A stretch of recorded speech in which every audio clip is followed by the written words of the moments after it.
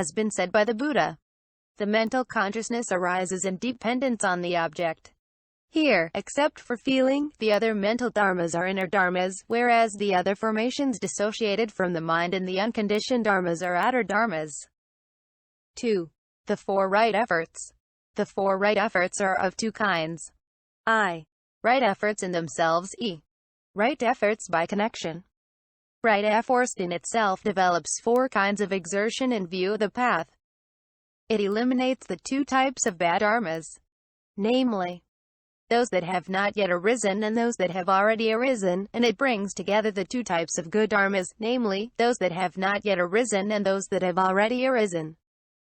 During the examination characteristic of the four foundations of mindfulness, when the yogin feels some laziness, when the five obstacles and the other passions cloud the mind and he strays away from the five kinds of roots of good, faith, etc., then he makes an effort and develops exertion for 1. Eliminating the bad dharmas that have already arisen. 2. Preventing the arising of the bad dharmas that have not yet arisen. 3. Making the good dharmas, faith, etc., that have not yet arisen, arise. 4. Developing the good dharmas that have already arisen. When these four exertions are abundant during the four foundations of mindfulness, they take the name of right efforts. Of the 7 categories of dharmas auxiliary to enlightenment, why are these 4 called right efforts and the last 8, namely, samyagdrsti, etc., not described as right? Answer. Because these 4 kinds of exertion, of spiritual energy or efforts, are easily damaged by error, they are called right efforts. Because the 8 factors of the path, samyagdrsti, etc., take pleasure in the dharma and are easily damaged by falling into bad doctrines, they are called right path. The right efforts in themselves are the 4 kinds of exertions.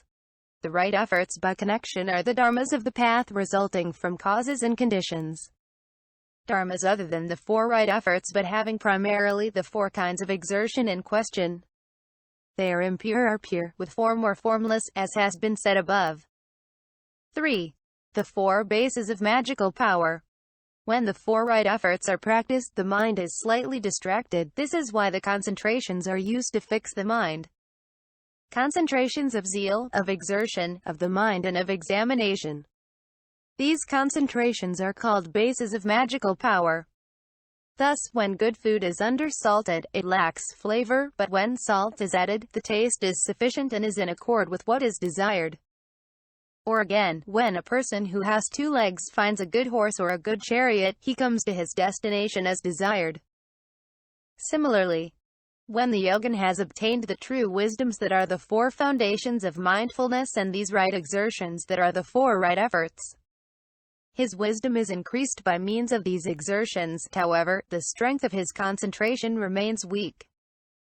But when he obtains the 4 kinds of concentration and therefore fixes his mind, the strength of his wisdom and concentration are equal and his vows are realized. These 4 concentrations are called bases of magical power. Question. Concentration already was present in the 4 foundations of mindfulness and the 4 right efforts. Why not call them the bases of magical power? Answer. These practices do indeed contain a certain measure of concentration, but although wisdom and exertion are strong in them, concentration is weak. That is why the yogin did not realize his wishes as he desired. In the bases of magical power, there are 4 kinds of concentrations. I. The concentration obtained by giving predominance to zeal. E. The concentration obtained by giving predominance to exertion. From these concentrations as causes and conditions there arise the practices of the path, impure or pure. E. The concentration obtained by giving predominance to the mind. IV. The concentration obtained by giving predominance to examination. From these concentrations as causes and conditions there arise practices of the path, impure or pure. Together with the 5 good elements, these practices are called bases of magical power by connection. The 4 kinds of concentrations under the predominating influence of zeal, etc., are called bases of magical power in itself. For the 4 right efforts and the 4 bases of magical power, see what was said in full detail in regard to the smrtyupasthanas in themselves and as smrtyupasthanas by connection. 4. The 5 faculties. Here are the 5 faculties.